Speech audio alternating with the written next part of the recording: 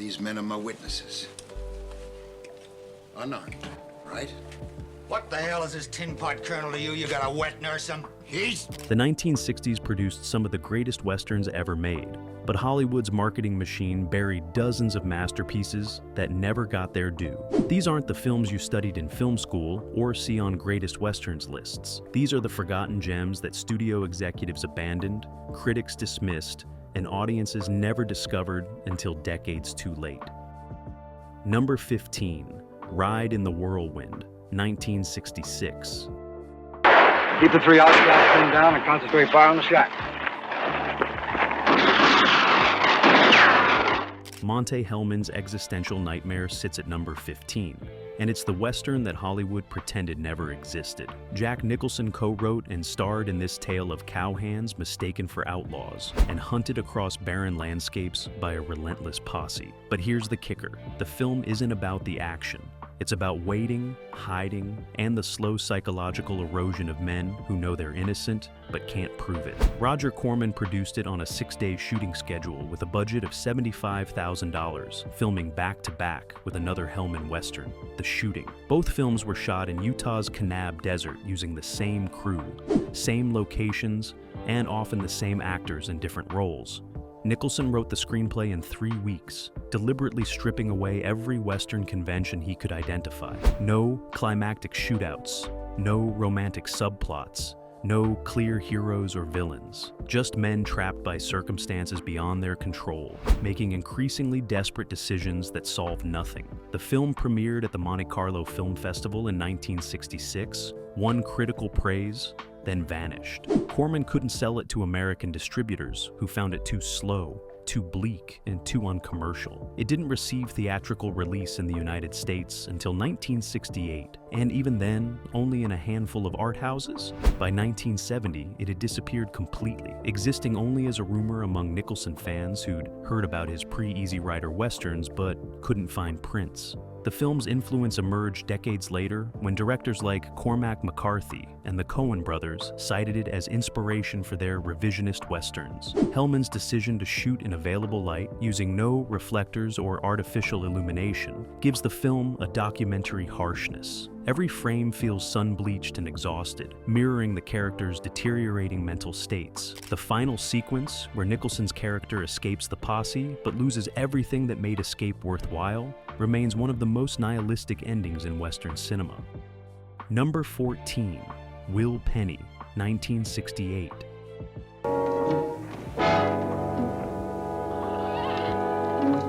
You ain't seen it! Tom Grease directed this character study disguised as a Western, and Charlton Heston called it his favorite performance of his career, yet Paramount barely released it, and critics ignored it completely. Heston plays an aging cowhand facing obsolescence as the open range disappears and modern ranching demands younger, more adaptable men. But here's where it gets interesting. This isn't a film about one last big score or redemptive violence. It's about a 50-year-old man realizing he has no skills beyond riding and shooting, and those skills are becoming worthless.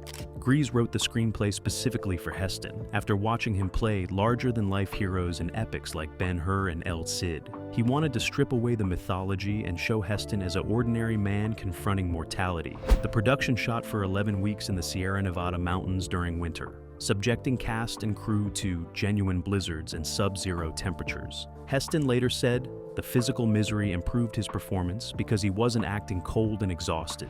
He was cold and exhausted. Joan Hackett plays a widow with a young son who offers Penny a chance at domestic stability, but the film refuses the expected happy ending. Penny chooses to ride away, acknowledging he's too damaged and too old to become the husband and father they need. That choice, made without dramatic speeches or obvious regret, devastated test audiences who wanted romantic closure. Paramount panicked and buried the film, releasing it in February 1968 with minimal marketing and pulling it after 3 weeks when it underperformed. Heston fought for years to get the film re-released, even offering to promote it for free, but the studio had written it off. The film finally found audiences through television broadcasts in the 1970s, where Heston's understated performance shocked viewers expecting his usual commanding presence. Donald Pleasance plays the villain, a religious fanatic leading a family of degenerates, with such bizarre intensity that several scenes were cut for being too disturbing. Number 13, The Professionals, 1966. Picked especially by Senor Ortega. You can depend on them. This one is Mrs. Richard Brooks's action masterpiece should have been a phenomenon, but Columbia released it against the juggernaut of the good, the bad, and the ugly, and watched it disappear. Burt Lancaster, Lee Marvin, Robert Ryan, and Woody Strode play mercenaries hired to rescue a kidnapped woman from a Mexican revolutionary. The twist is that she wasn't kidnapped, she ran away from her abusive husband willingly. Brooks adapted the screenplay from Frank O'Rourke's novel, A Mule for the Marquesa, keeping the book's cynical view of wealthy men treating people as property. The film's politics, suggesting that Mexican revolutionaries might have legitimate grievances against American capitalists, made Columbia nervous during the Cold War. They demanded Brooks soften the revolutionary character played by Jack Palance, but Brooks refused, threatening to remove his name from the film. The studio blinked, kept the political content, then sabotaged the release by opening it in limited markets during the Christmas season, when the good, the bad, and the ugly dominated theaters. The film did respectable business, but never achieved the cultural penetration it deserved. Lancaster and Marvin, both 52 during filming, performed their own stunts, including a sequence where they ride horses full gallop through a blazing hacienda. Production designer Edward Carrere built the Mexican fortress and village sets in the Nevada desert, then burned them to the ground for the climactic battle. The explosion sequences used only practical effects, with stuntmen actually being blown through walls by dynamite charges buried in the sets. Claudia Cardinale, playing the supposedly kidnapped wife, later said Brooks encouraged her to play the character as completely in control, manipulating all the men around her for her own purposes. Her final scene, revealing she orchestrated everything to escape her husband and return to her lover, shocked 1966 audiences who expected women in westerns to be passive victims or supportive wives. Number 12, The Shooting, 1966. Water? Not frogs. Well, what then? Oh, other things. Here. Oh, ah! I'm sorry. Monte Hellman's Companion, Piece to Ride in the Whirlwind, hits number 12. And it's even stranger than its sibling film. Warren Oates plays a bounty hunter hired by a mysterious woman to track someone across the desert. We never learn who they're pursuing or why. We barely understand the relationships between characters. The film operates like a fever dream, logic giving way to pure mood and dread. Jack Nicholson appears as Billy Spear, a black-clad gunman whose motivations remain opaque even after the credits roll. Hellman and Nicholson conceived the film as an anti-Western, deliberately frustrating audience expectations at every turn. When viewers expect a shootout, characters talk. When they expect exposition, characters fall silent. The famous ending, where Oates and Nicholson's characters apparently shoot each other simultaneously, but we never see the bodies, left test audiences furious and confused. Roger Corman knew the film was unmarketable and didn't even try to sell it domestically. He shipped both Hellman westerns to Europe, where French critics hailed them as masterpieces of existential cinema. American audiences wouldn't see The Shooting until 1968. And even then only as a double bill in art houses that specialized in European imports. The production had no script supervisor, no shot list, no storyboards. Hellman would decide each morning what scenes to shoot based on the desert light and his actors' energy levels. This improvisational approach created a hallucinatory quality where time and space seem unstable. Millie Perkins, playing the mysterious woman who hires Oates, later revealed that Hellman never told her the backstory or motivations of her character. She played every scene with manufactured certainty about goals she didn't understand, creating an unsettling disconnect between her confidence and the audience's confusion. The film's final cost was $60,000, making it one of the cheapest westerns ever produced in America. That poverty is visible in every frame, and Hellman weaponizes it, using the cheap production values to create a world that feels abandoned by civilization and God alike. Number 11, Chuka, 1967. Now, these men are my witnesses. Unarmed, right?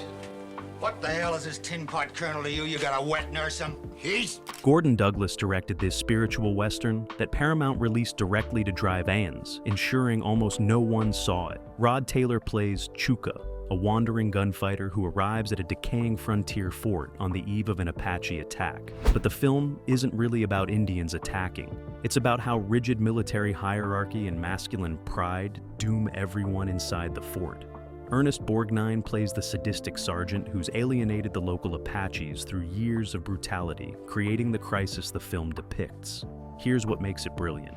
Douglas shows us that the impending massacre is entirely preventable. The Apache chief, played by Michael Cole, doesn't want war. He wants justice for specific crimes Borgnine committed against his people. Taylor's character understands this and tries desperately to broker peace, but the fort's commander, played by John Mills, refuses to negotiate or apologize, viewing it as weakness. The film becomes a ticking clock as Taylor watches a preventable tragedy unfold while everyone around him prioritizes ego over survival. Paramount hated the script's anti-military stance and tried to force rewrites emphasizing heroic soldiers defending civilization. Douglas threatened to walk, taking Taylor with him, and the studio capitulated. Then they punished the finished film by dumping it in double bills with low-budget horror films, ensuring critics never reviewed it and serious audiences never found it. The production was shot at Fort Bowie in Arizona, using the actual ruins of the historical fort, where similar standoffs between cavalry and Apaches had occurred. Douglas insisted on this location, despite intense summer heat, because he wanted the physical environment to convey decades of accumulated violence and tragedy. The final battle, where nearly everyone dies fighting a war nobody wanted, unfolds with almost documentary restraint. No heroic music, no slow motion. Just confused men killing each other in dust and noise until silence falls. Taylor's character survives but leaves the fort in ashes, his attempts at peacemaking having failed. Number 10.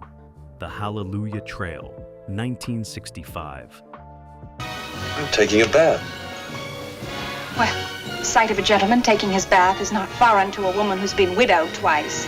John Sturgis's comic Western epic should have been a smash hit, but United Artists marketed it as a family comedy when it was actually a sharp satire of American expansionism and alcoholism. Burt Lancaster leads a cavalry unit escorting a wagon train of whiskey to Denver while fighting off temperance crusaders, Irish teamsters, and Sioux warriors, who all want the booze for different reasons. The film runs 2 hours and 46 minutes, and United Artists panicked at the length, demanding cuts. Sturgis refused, and the studio retaliated by opening the film in reserved seat engagements like a prestige roadshow, pricing it beyond most audiences' budgets. The mismatch between the irrelevant content and the prestigious presentation left everyone confused. Critics expecting a serious epic were annoyed by the broad comedy. Audiences expecting lightweight fun were baffled by the satirical edge and extreme length. The film bombed, losing millions and damaging Sturges' reputation. But here's the kicker. The film is genuinely brilliant at satirizing how every faction in the Old West reduced complex political and social issues to fights over commodities. The cavalry wants to deliver whiskey to maintain civilian morale. The temperance women want to destroy it to save souls. The teamsters want to sell it for profit. The Sioux want to trade it for weapons. Nobody cares about the actual political or moral questions. They just want control of the barrels. Lancaster plays his role completely straight, a career officer trying to fulfill his mission while increasingly absurd obstacles accumulate. Lee Remick leads the Temperance Crusaders with fanatical intensity that borders on madness. Donald Pleasance appears as a whiskey merchant whose entire philosophy reduces to profit margins and supply chains. The film's climactic battle, where all factions converge on the whiskey wagon simultaneously, descends into slapstick chaos that makes serious political points about American priorities. Sturges spent $800,000 on a single action sequence involving 6 wagons tumbling down a cliff. United Artists used that shot in all the advertising, implying the entire film was non-stop action, which misrepresented the largely dialogue-driven satire. Number 9. Invitation to a Gunfighter, 1964. A lawman, Mr. Brewster? Crane went to find a gunfighter. Richard Wilson directed this psychological western about a town that hires a gentleman gunfighter to solve their problems, then discovers he won't leave. Yul Brynner plays Jules Gaspard d'Estaing, a Creole assassin whose refined manners and philosophical speeches mask absolute ruthlessness. The townspeople think they can control him, but D'Estaing recognizes their hypocrisy and moral cowardice and decides to punish them for it. United Artists released the film in October 1964 with minimal promotion, letting it die in second-run theaters after 2 weeks. The script, by Alvin Sapinsley and Hal Goodman, from a story by Larry Klein, was too intelligent for action audiences and too violent for drama audiences. It fell between genres and vanished. Brenner delivers one of his strangest performances, playing D'Estaing as a dandy who quotes poetry while planning murders. He arrives in town wearing a tailored suit, speaks in elaborate sentences about justice and honor, then methodically destroys everyone who hired him because he's diagnosed their corruption.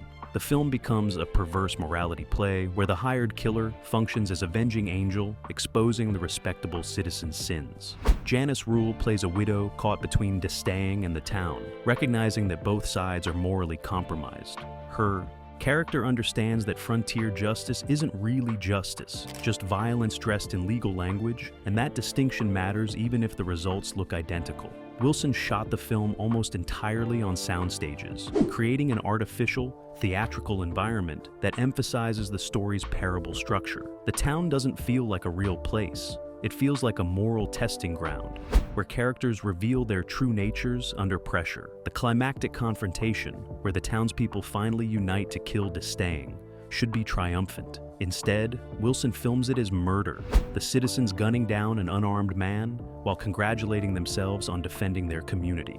George Siegel plays the one townsperson with a conscience, and his horror at what his neighbors become provides the film's moral center. Number 8. Day of the Evil Gun, 1968. One of these days I'm gonna pull the trigger. I want my money, you thieving preacher's son. Jerry Thorpe's meditation on trauma and masculinity was butchered by MGM and dumped into drive-ins where it vanished immediately. Glenn Ford and Arthur Kennedy play former friends reunited when Ford's wife and children are kidnapped by Apaches. They spend the film tracking the family, but the real story is about how Ford processes the likelihood that his wife has been raped and his children killed or absorbed into Apache culture. MGM hated the psychological complexity and demanded Thorpe add action sequences. He shot them, then edited them so they felt perfunctory and disconnected, his way of protesting the studio interference. The original cut ran 2 hours and 15 minutes and included extensive flashbacks showing Ford's marriage deteriorating before the kidnapping. MGM chopped 45 minutes, removing most character development and turning the film into a generic rescue western. That butchered version, played briefly in late 1968, earned terrible reviews and disappeared. The lost footage has never been recovered. Thorpe died in 2018, insisting his original cut was a masterpiece that examined how Western masculine ideals prevent men from processing trauma or expressing vulnerability. Ford's performance, even in the truncated version, shows a man barely holding himself together. Every scene, he's on the edge of complete breakdown, but social conditioning forces him to channel everything into the mission of retrieval. Kennedy, playing his former friend, who's now a cynic, serves as counterpoint. He's accepted that the frontier destroys people and stopped trying to impose meaning on random violence. Their arguments about whether rescue is possible or even desirable give the film philosophical weight that the action sequences undermine. The ending, where they find Ford's wife alive but psychologically shattered and his children completely assimilated into Apache culture, should have devastated audiences. Ford can bring them back physically, but they're strangers to him now, and no amount of determination can restore all what's been lost. MGM tested this ending, and audiences hated it, so they forced Thorpe to shoot a new ending, implying eventual reconciliation and healing. Number 7. The Deadly Companions, 1961. Come on, what's the matter? Come on.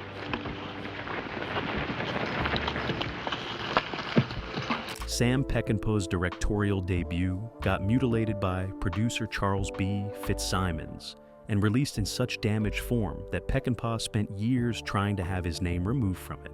Maureen O'Hara plays a dance hall woman whose young son gets killed accidentally during a bank robbery.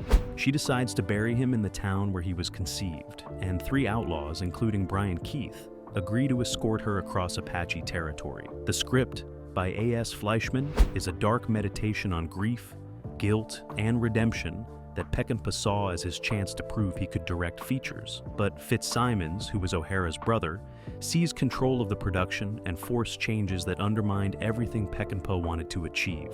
He mandated reshoots emphasizing action over character, cut scenes exploring the complex relationships between O'Hara and Keith, and supervised the final edit without Peckinpah's input. The released version runs for 90 minutes, whereas Peckinpah had envisioned 2 hours. His extended scenes showing O'Hara's character processing her son's death through the journey were reduced to brief moments between shootouts. The film's box office failure nearly ended Peckinpah's career before it even began. He didn't direct another feature for 4 years, but here's what survives of his vision. O'Hara's performance shows a woman destroyed by loss, continuing to function through pure will, while emotionally dead inside. Keith plays a former Union soldier whose guilt over a wartime atrocity makes him desperate to help O'Hara achieve her goal. Their relationship, even in the butchered version, crackles with sexual tension that neither can acknowledge because grief and shame prevent authentic connection. The film's Arizona locations, shot in summer heat that reached 115 degrees, give every frame a sense of punishment and endurance. Peckinpah wanted the environment to function as purgatory, where characters confront their sins. Even Fitzsimons' interference couldn't completely erase that vision. Number 6. Major Dundee, 1965. It is not my country, Major Dundee. I damn its flag and I damn you. Sam Peckinpah's second feature suffered even worse mutilation than his first, and the studio battle nearly destroyed him. Charlton Heston plays a Union cavalry officer leading a mixed force of soldiers, Confederate prisoners, and civilian volunteers into Mexico to hunt Apache raiders. The film should have been Peckinpah's breakthrough, an epic examining how shared enemies create temporary alliances that can't overcome more profound hatreds. Columbia gave Peckinpah a $4 million budget and complete creative control, then panicked when his vision proved darker and more expensive than anticipated. The studio demanded cuts during production, forcing Peckinpah to eliminate subplots and compress the narrative. Then they took the rough cut away from him and gave it to editors who reduced his 3-hour epic to 2 hours and 3 minutes. Peckinpah's version explored Dundee's evolution, from rigid military officer to obsessed tyrant whose need to punish the Apaches consumes his judgment. The studio cut removed most of that character development, leaving motivations unclear and relationships underdeveloped. The film performed poorly. Critics called it confused and overlong, and Peckinpah's reputation suffered catastrophically. He spent the next 3 years fighting for work while drinking heavily and raging against Columbia. In 2005, Sony attempted a restoration using Peckinpah's notes and surviving footage, adding 12 minutes back into the film. Even that incomplete restoration revealed what Columbia destroyed. The film's scope, ambition, and moral complexity rivaled anything being made in American cinema during the 1960s. The relationship between Heston's Dundee and Richard Harris's Confederate prisoner, Ben Tyreen, explores how professional soldiers on opposite sides recognize each other's code even while trying to kill each other. Their final scene, where Tyreen sacrifices himself to save Dundee despite their mutual hatred, should rank among cinema's great tragic moments. But Columbia's cuts robbed it of context and emotional weight, leaving only confusing action. Number 5. Lonely Are the Brave, 1962. Sometimes I'm lost. But believe me, it takes a lot more to tempt a preacher. David Miller directed this modern Western about a cowboy anarchist refusing to accept that the frontier is dead. And it's the film that proves studios had no idea what to do with intelligent Westerns. Douglas plays Jack Burns, a drifter who gets himself arrested to help a friend escape prison. When the friend refuses to break out, Burns escapes alone and flees into the mountains on horseback, pursued by a sheriff using helicopters and jeeps. The script, by Dalton Trumbo, adapting Edward Abbey's novel, Brave Cowboy, is an elegy for individualism, crushed by technological modernity. But Universal marketed it as an action western, ensuring audiences expecting gunfights left disappointed by the philosophical dialogue and ambiguous morality. The film bombed and vanished within weeks. Douglas later called it his favorite of all his films, the one that came closest to his actual values and beliefs. He plays Burns not as heroic rebel, but as stubborn fool whose refusal to adapt makes him noble and pathetic simultaneously. Gina Rowlands, playing the friend's wife who loves Burns but recognizes his obsolescence, delivers the film's moral verdict. She tells him directly that his way of life is finished, that his freedom is selfish indulgence that destroys everyone who cares about him. Burns hears her and rides away anyway, choosing personal liberty over human connection. That choice, presented without judgment or obvious sympathy, confused audiences who wanted clear heroes and villains. Walter Matthau plays the sheriff, a modern lawman who respects Burns but hunts him efficiently using all available technology. Their relationship mirrors the film's central conflict between individual will and institutional power. The ending, where Burns nearly escapes but gets hit by a truck full of toilets on the interstate, is simultaneously tragic and absurdly comic. Trumbo wrote it as the ultimate statement on how capitalism literally crushes the frontier spirit with its own waste products. Number 4. The Appaloosa, 1966. You keep the horse. I'm sending him out. So send out your horse, and I will kill him. Sidney J. Fury's stylistic Western experiment got destroyed by critics who couldn't handle his radical visual approach. Marlon Brando plays a cowboy whose prized Appaloosa horse gets stolen by a Mexican bandit, played by John Saxon. The revenge plot is simple, but Fury films it like a European art film, using extreme angles, foreground objects blocking the frame, and scenes shot through doorways, windows, and natural frames. Critics called it pretentious and gimmicky. Audiences found it disorienting. The film died commercially and took Fury's career down with it. But here's the kicker. The visual style isn't arbitrary. Fury uses those radical compositions to convey Brando's character's psychological state.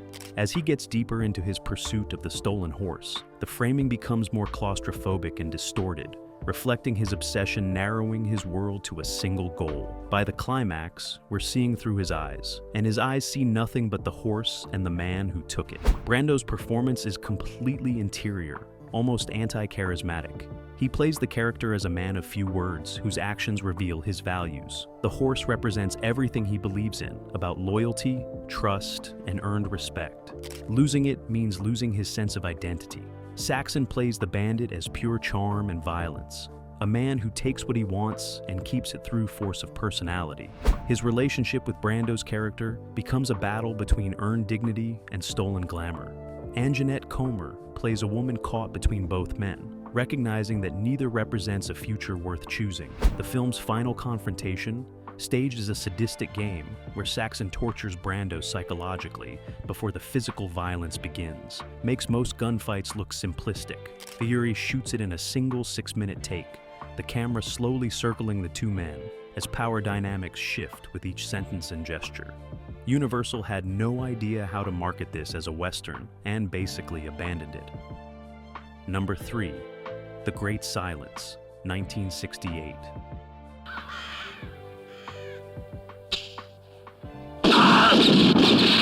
Sergio Corbucci's snow western is the bleakest, most nihilistic western ever made, and it died commercially because audiences couldn't handle the ending. Klaus Kinski plays a bounty hunter in Utah, hunting outlaws through blizzards, while Jean-Louis Trintignant plays Silence, a mute gunfighter protecting the outlaws because the bounty hunter murdered his family. But here's what makes it devastating. The film is set during an economic depression where starving people become outlaws simply to survive. Then bounty hunters kill them legally for profit. The whole system is designed to convert poverty into corpses for money. 20th Century Fox picked up American distribution rights, then buried the film when test audiences revolted against the ending. Trintignant's character dies along with all the outlaws he was protecting. The bounty hunter wins, evil triumphs completely. There's no redemption, no justice, no hope. Just snow falling on dead bodies, while the bounty hunter collects his money. Fox demanded that Corbucci shoot an alternate happy ending in which Trintignant survives and kills Kinski. Corbucci complied, then made sure the happy ending never got used, insisting his bleak conclusion was the only honest one. The film played briefly in European markets, earning strong reviews but weak box office, then disappeared. American audiences didn't see it until the 1990s when home video made it available. Ennio Morricone's score, possibly his most excellent work, uses wordless female vocals and minimalist instrumentation to create an overwhelming sense of melancholy. Every note feels like mourning for something irretrievably lost.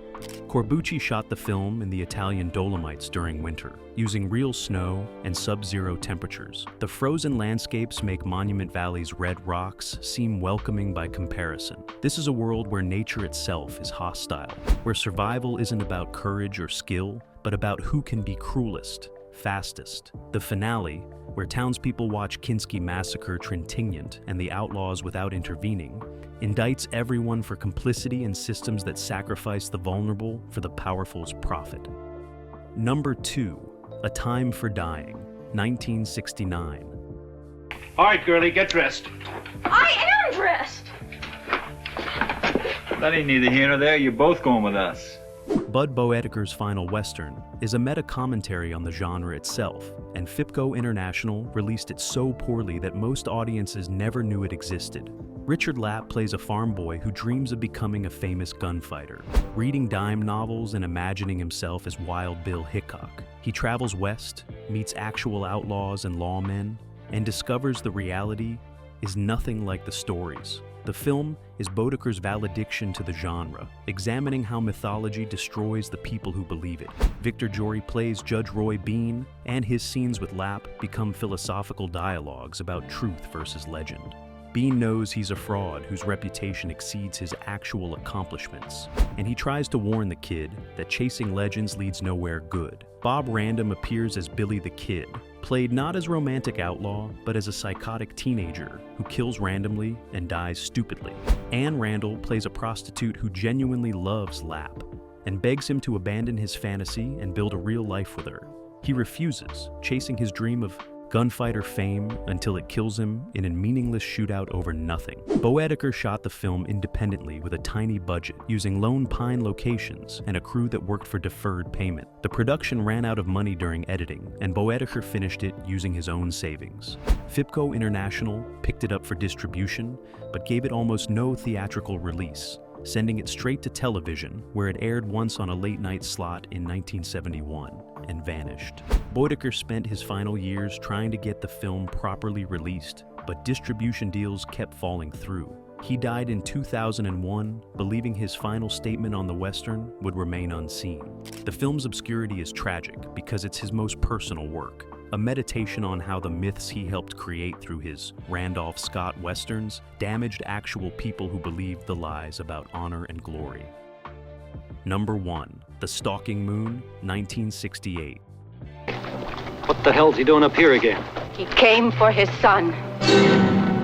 Robert Mulligan's psychological horror, Western takes the top spot because it's the most unjustly forgotten masterpiece of the entire decade. Gregory Peck plays an army scout who rescues Eva Marie Saint and her half-Apache son from captivity, then faces the wrath of the boy's father, a legendary Apache warrior who tracks them across hundreds of miles to reclaim his child. But here's what makes it brilliant. We barely see the Apache warrior. He's pure menace, appearing in brief glimpses and leaving evidence of his approach while remaining mostly invisible. The film becomes a sustained exercise in dread, as Peck realizes he's being hunted by someone who knows the land better than he ever will, and won't stop until he's dead. National General Corporation released the film in December 1968 with virtually no advertising, opened it in limited markets, and pulled it after 3 weeks when it underperformed. Critics who saw it dismissed it as a slow, uneventful bore. They missed entirely that Mulligan was making a horror film in Western clothing, using the genre's conventions to explore parental obsession and the impossibility of escaping violent pasts. Peck's performance is stripped of his usual authority. He plays a man terrified, out of his depth, fighting an enemy he can't see or predict. Saint's character carries trauma that she can't articulate, and her son is caught between two cultures with no way to belong to either.